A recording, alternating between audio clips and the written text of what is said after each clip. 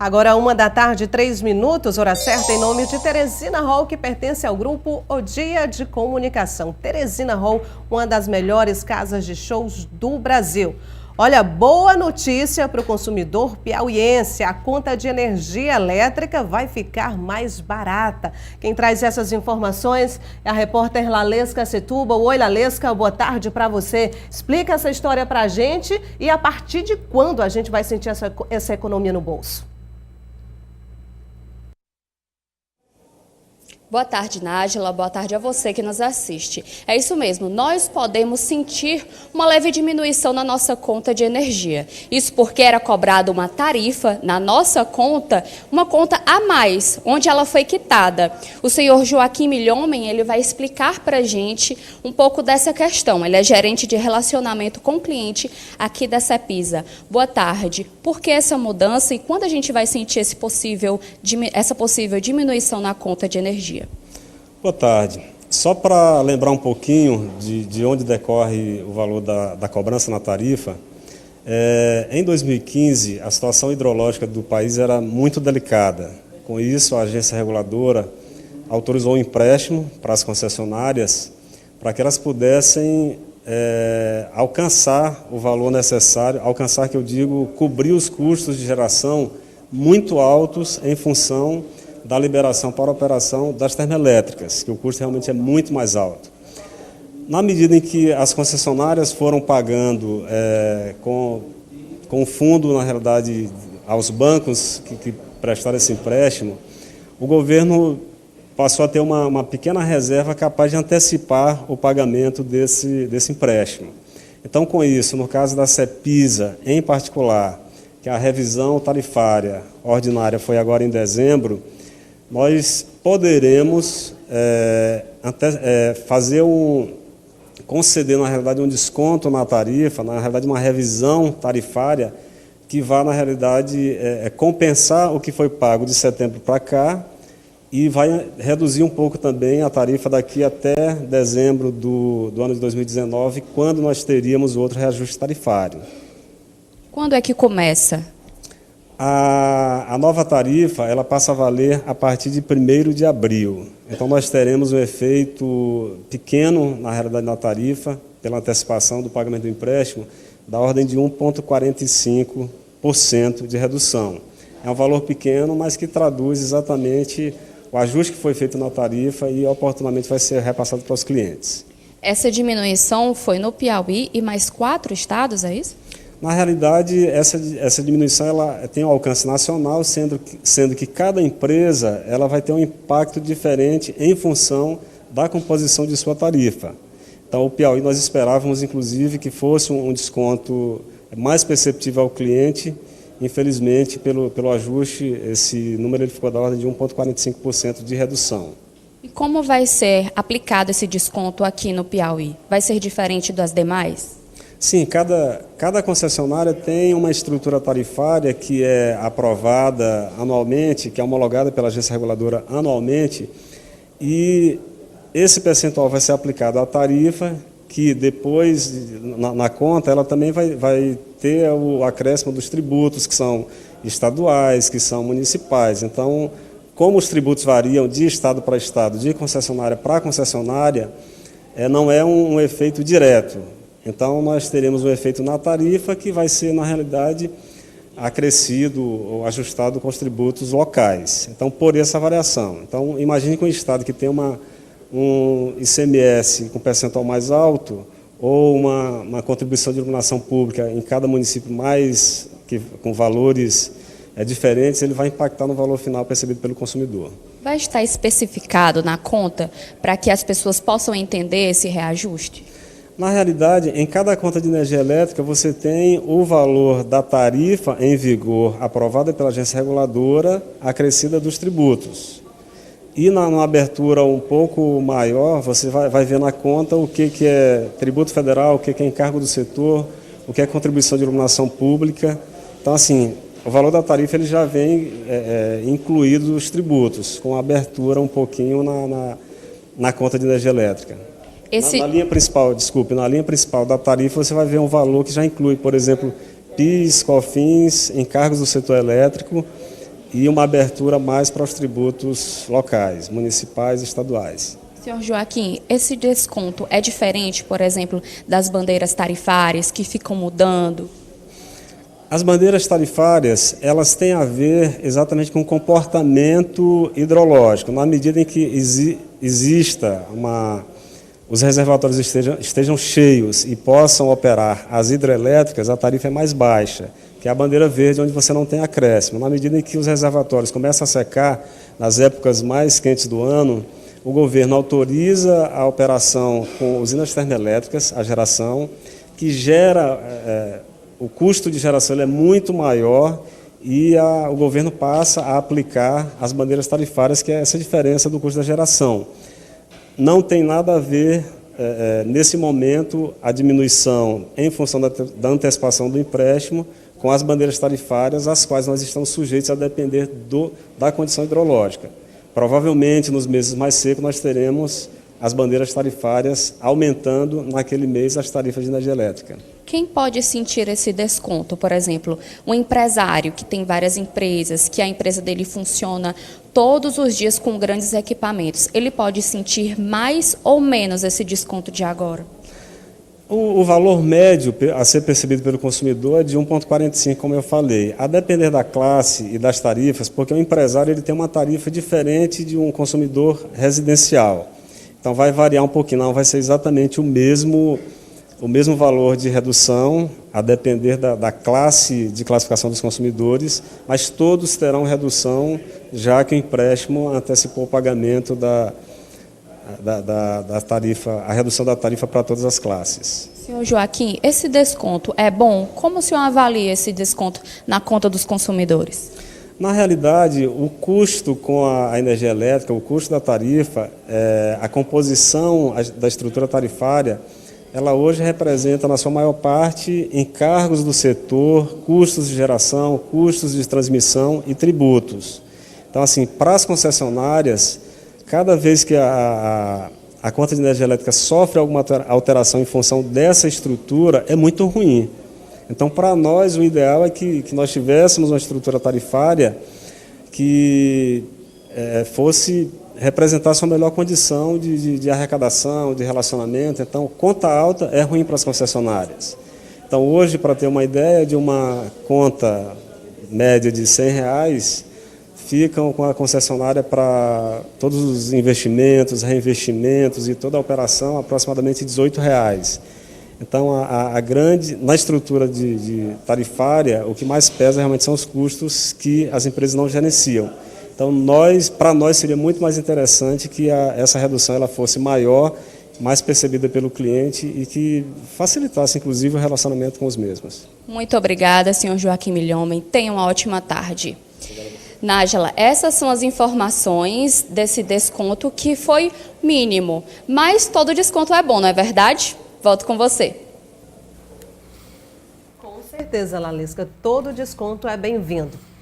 Agora nós vamos para o quadro Política, de A a Z.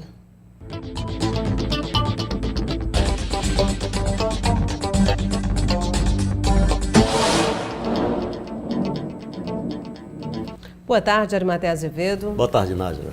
Arimaté, acompanhando a movimentação em Brasília, em torno da Câmara, Senado, enfim, lembrando aqui da última divergência de Ricardo Maia com Sérgio Moro, Bolsonaro também. Estava vendo ontem uma entrevista do Rodrigo Maia, questionando pontos da reforma previdenciária, ou seja, já é um ponto negativo lá na Câmara para o presidente Bolsonaro. Agora, que história é essa de que até os aliados do presidente, ele está perdendo vez com eles lá na Câmara?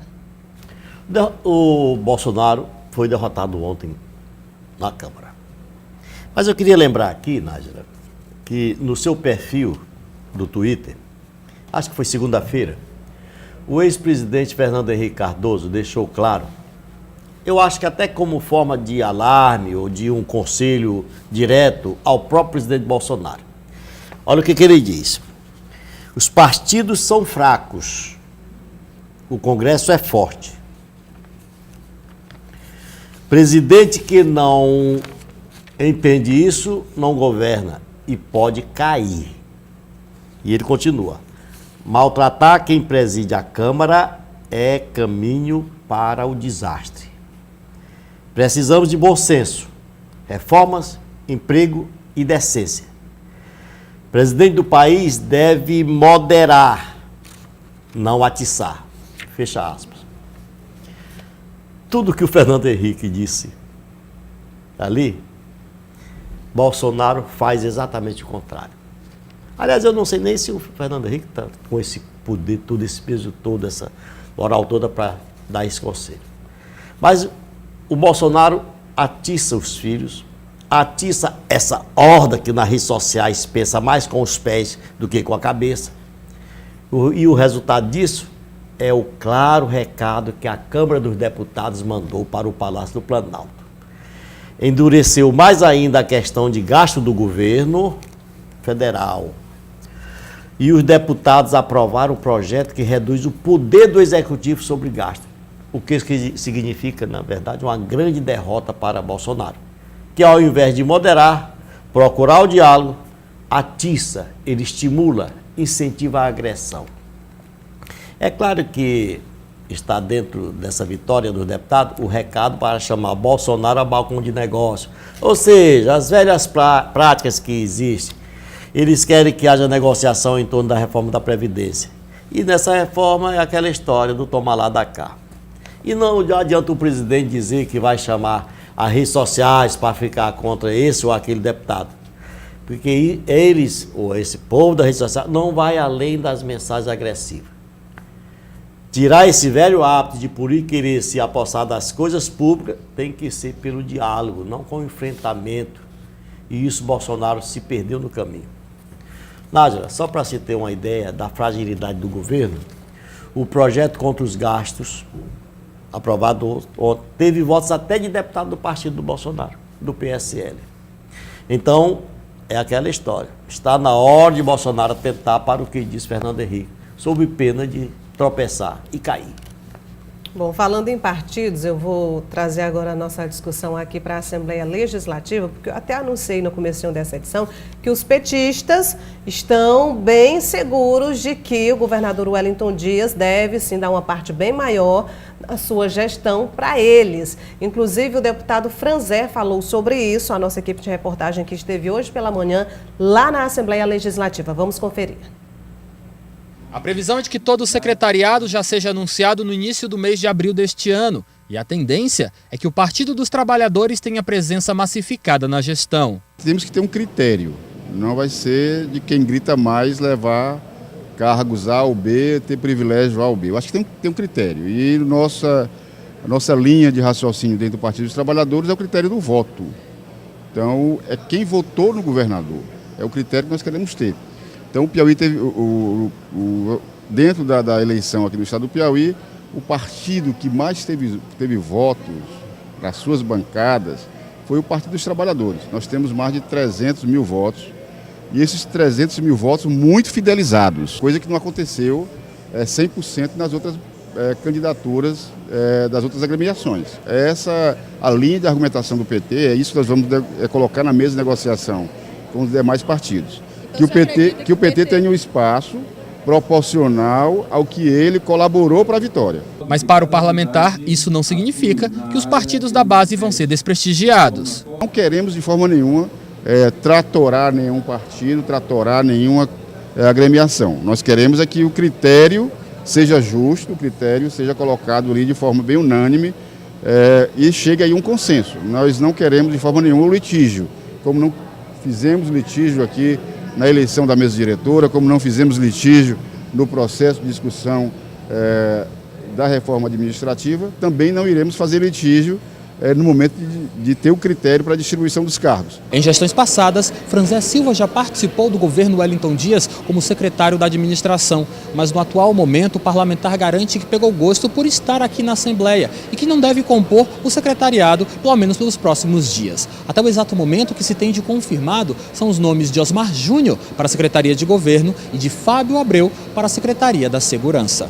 Para o presidente da Assembleia e nome forte do MDB, partido que sempre esteve muito próximo às gestões petistas no Piauí, o momento é de prudência. Ainda não é tempo de priorizar a partilha do bolo. Isso acontece com naturalidade, isso aqui não tem agonia não tem sangria nenhuma desatada. Esse assunto eu não quero tratar. Deixa no momento certo, na hora certa. Nós devemos estar preocupados com problema de estradas, problema de barragem, outros problemas que estão acontecendo no estado do Piauí.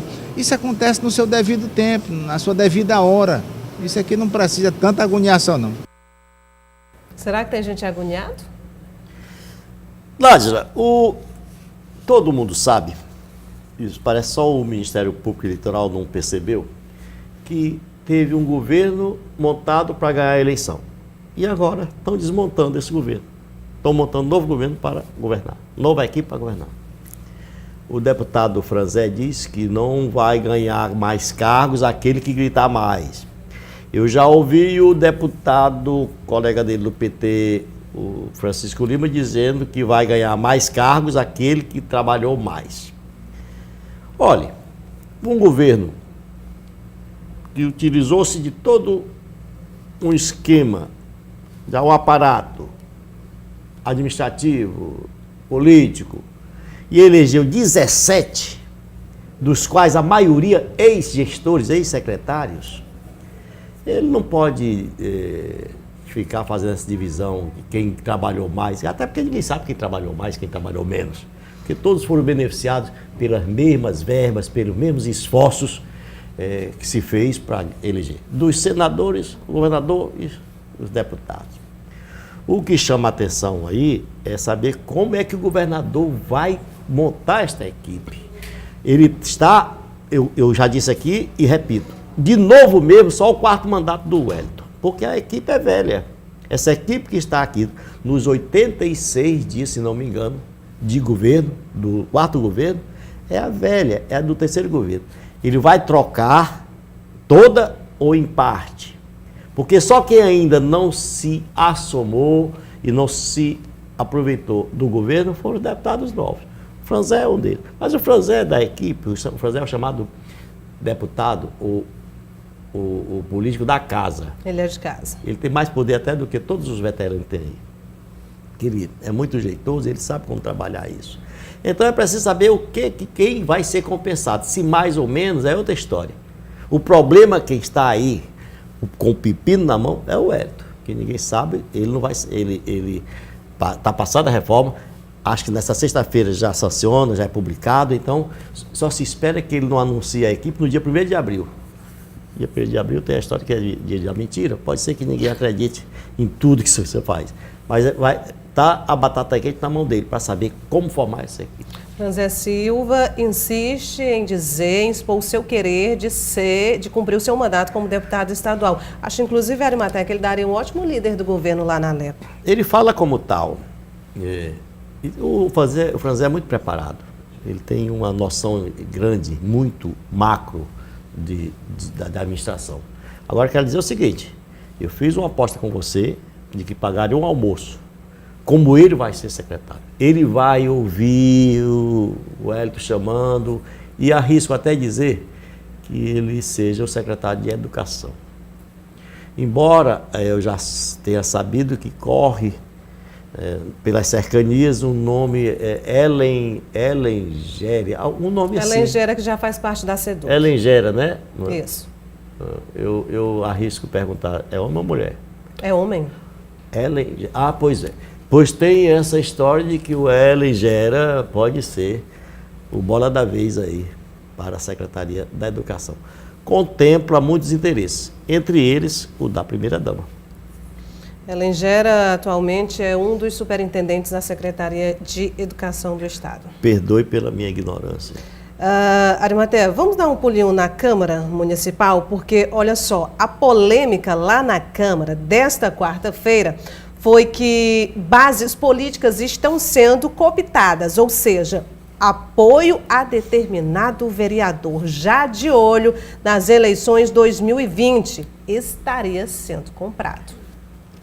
O assunto mexeu com os ânimos de todos os vereadores da capital do Piauí. A denúncia foi feita em plenário nesta quarta-feira aqui durante a sessão na Câmara Municipal de Vereadores de Teresina.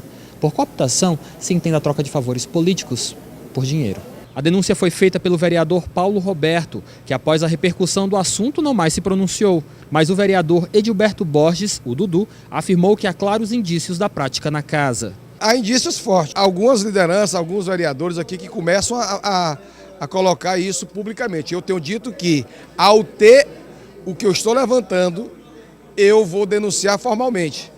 É inadmissível você, num período desse, onde se vive uma crise, onde se vive uma cidade precisando de todos nós para trabalharmos, ter vereadores nesta casa se prestando para esse tipo de papel. As investigações devem crescer já nos próximos dias. Tendo isso, eu comprovando, eu represento judicialmente e peço a investigação eleitoral, porque é inadmissível você trabalhar por uma comunidade e o poder econômico da prefeitura, e eu não quero acreditar que o prefeito Firmino esteja por trás disso, porque se tiver eu denuncio ele também, entendeu? Agora nós não vamos aqui baixar a guarda para isso. Posição lá na Câmara, realmente uma polêmica. O vereador Dudu, como sempre, muito atuante no que diz respeito à oposição à base do Executivo Municipal. Nájila, o Brasil é muito patrimonialista. Desde o Império, os políticos sempre se cevaram das coisas públicas. Patrimônio em cima das coisas públicas. Aí você veja uma coisa tão pequenininha, tão tacanha. Um vereador comprou na liderança do outro através de uma sinecura do gabinete. Quer dizer, você dá o que tem, né? E o que pode dar. Ele não tem propinas maiores para receber aí, em função de contrato, essas coisas. Estão dando o dinheiro da viúva. Quem é a viúva? A prefeitura. Dá para a Câmara. Claro que vem da prefeitura. O executivo é quem passa o dinheiro. Então, dá o que tem. Cargozinho ali, e compra de um e todo, e vai ser. É a velha prática, isso não acaba.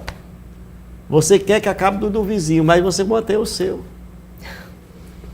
Arimateia, esse mês de março, já tivemos aí algumas datas importantes que fazem menção a alguns fatos bem importantes, mas vem mais uma aí. Essa diz respeito à época da ditadura militar? Não, é a data que ninguém quer lembrar, ninguém lembra como uma efeméride, uma data que seja interessante lembrar. Só o Bolsonaro, que realmente um negócio muito sério, determinou que as Forças Armadas comemorem o golpe militar. Nájila, os relatos sobre o que ocorreu nesse período, no período da ditadura militar, são de emocionar qualquer ser vivente, por mais frio que ele seja. Basta ler o livro Brasil Nunca Mais, que fez com que o país esquecesse os anos de chumbo, com mais de 400 desaparecidos, presos, torturados de todas as formas. Um flagrante violação dos direitos humanos. Em plena democracia, a partir da redemocração, se buscou a paz e a justiça. Agora surge o presidente da República, eleito democraticamente, determinando que as Forças Armadas do país comemorem dentro e fora dos quartéis os 55 anos do golpe militar de 1964. Essa é uma atitude tão irracional, nunca vista num chefe de Estado, que setores moderados das Forças Armadas, que se acredita seja a grande maioria, esses setores são contra a decisão de Bolsonaro. Eles não querem essa história de se comemorar, de se festejar. Um dia que todo mundo sabe que foi uma coisa negra na história do país.